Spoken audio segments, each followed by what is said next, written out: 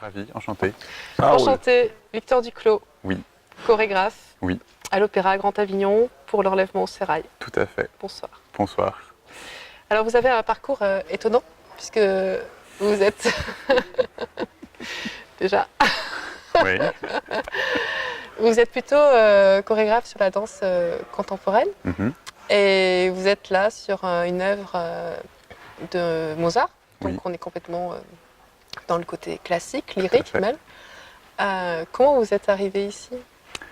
Waouh. Alors, en train, non, en voiture d'ailleurs. Non, alors, pour toute cette aventure, en fait, il s'avère que ça fait déjà plus de 10 ans que je travaille avec toute l'équipe artistique en fait qui a rêvé à ce projet. C'est-à-dire qu'il y a plus de 10 ans, j'ai rencontré Emmanuel Cordeliani, qui est la metteur en scène en fait sur ce projet.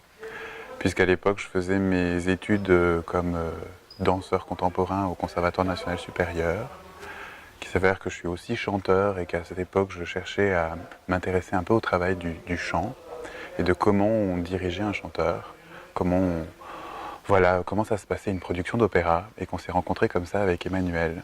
Et que depuis, cette collaboration en fait, a commencé et a perduré jusqu'à maintenant.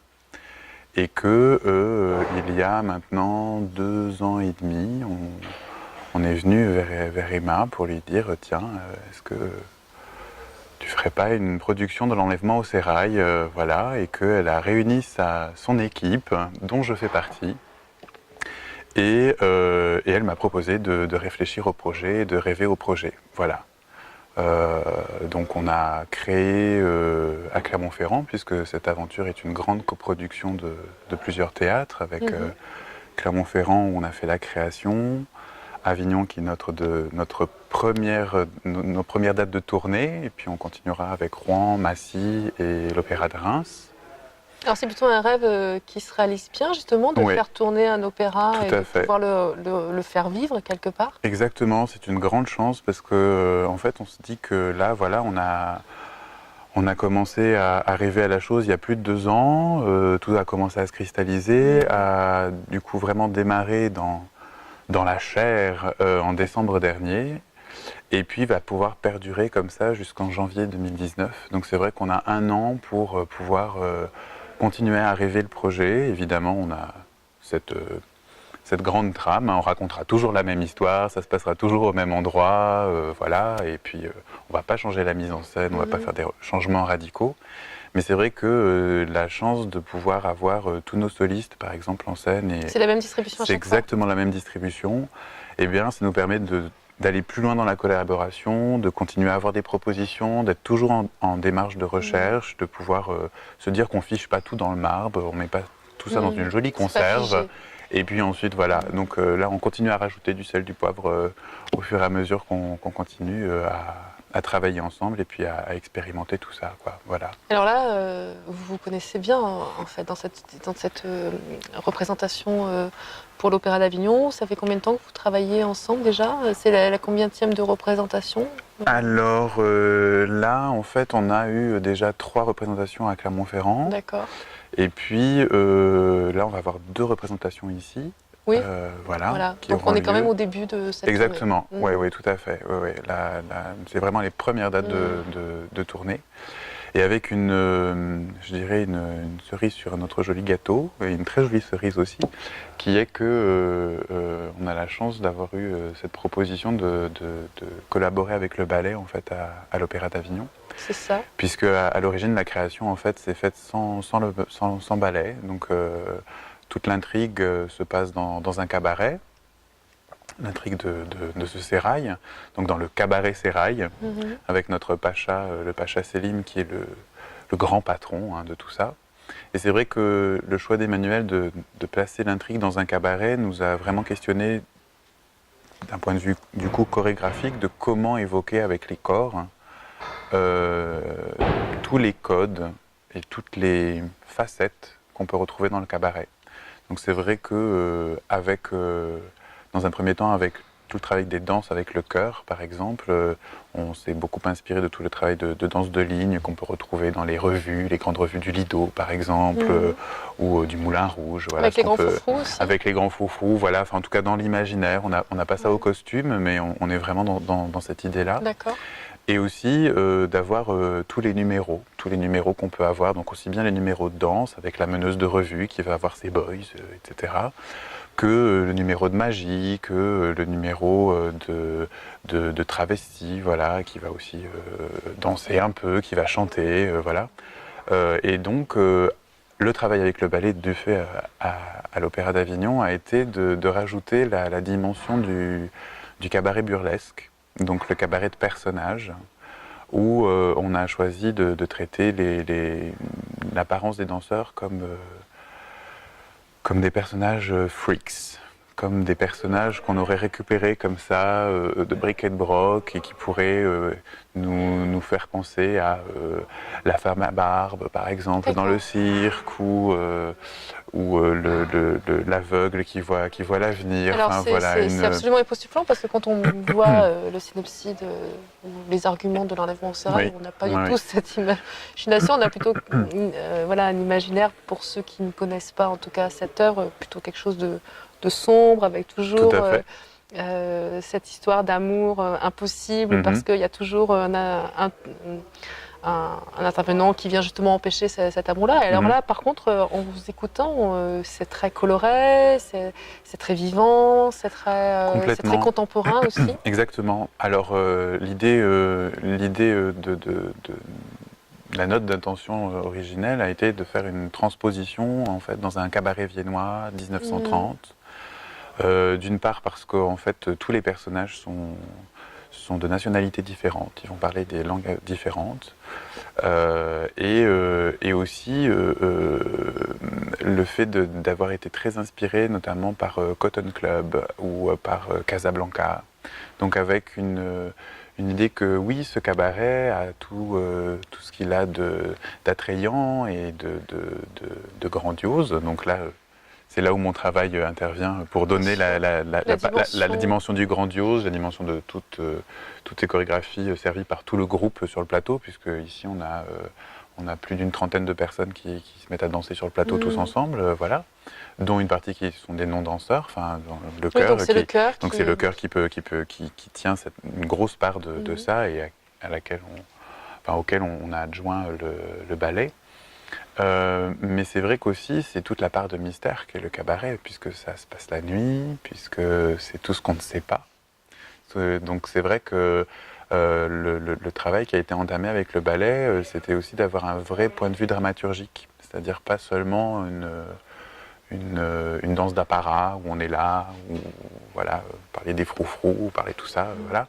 Mais aussi le fait de se dire qu'on a des personnages qui ont des états de corps particuliers qu'on pourrait pas forcément obtenir aussi par des non-professionnels du corps. Et là, nous avons ces professionnels du corps que sont les danseurs, et où on a cette création vraiment de personnages qui se disloquent, qui deviennent de plus en plus avec des tocs, tout ça, enfin voilà, et où on se dit, ouh là là, où est-ce qu'on est tombé? Puisque c'est vrai que le grand propos, ça a été de les transformer en prolongation de l'atmosphère aussi dans ce cabaret. Alors comment vous intervenez, vous, en tant que chorégraphe? Alors... Vous êtes quelqu'un de plutôt pédagogue, vous êtes plutôt quelqu'un de démonstratif, vous êtes... comment vous... Alors, en général, ça dépend des interlocuteurs que j'ai, parce que j'aime le public, quel qu'il soit, aussi bien ceux qui sont assis dans la salle, mais aussi les gens avec qui je travaille. Et que pour moi, la notion de plaisir et de compréhension est primordiale. Donc, j'aime travailler en riant. Donc, c'est vrai que j'aime pas du tout les affrontements, et voilà, c'est une chose que... Voilà, donc c'est vrai que la première approche, c'est d'expliquer où on est, qu'est-ce qu'on va raconter. C'est la première fois que vous travaillez avec le ballet de l'Opéra d'Avignon? Avec l'Opéra d'Avignon, oui, tout à fait, ouais. Et c'est vrai que tout de suite, je Je me souviens très bien quand on a fait l'audition et qu'on a fait des choses qui se rapprochaient un peu plus du théâtre, tout d'un coup c'était wow, où est-ce qu'on va, à quelle sauce on va être mangé. J'ai évoqué les notions de striptease, tout ça, et où là c'était oulala, la nudité, voilà. Il n'y a pas du tout de nudité au plateau, puisque le propos c'est par exemple comment juste on enlève une veste, donc on n'est pas nu, mais le fait d'enlever la veste, c'est quelque chose d'un peu particulier, parce que tout de suite c'est l'attitude qu'on va avoir qui va faire que le fait d'enlever cette veste va être quelque chose de C'est suggestif. inhabituel, suggestif ou quoi, ou au contraire, je veux dire, quand on a trop chaud et qu'on enlève son pull, il n'y a rien d'érotique là-dedans, hein, enfin voilà. Mais comment, de fait, juste par l'attitude, par tout ce travail voilà, de mise en état, on va continuer à raconter quelque chose. Et donc dans le travail avec les danseurs, ça a été d'abord de créer le grand canevas de toute la pièce. Donc vraiment chercher le vocabulaire gestuel, qu'est-ce qui va raconter les petites danses. Par exemple, on a une java, voilà, donc comment on la transforme, comment on la décale, comment on a cette danse de bal qui peut être un peu décalée, arrangée. Tout d'un coup, on peut avoir des moments où on est ensemble, pas ensemble, et puis après, on passe dans quelque chose de beaucoup plus commun, etc. Entre autres.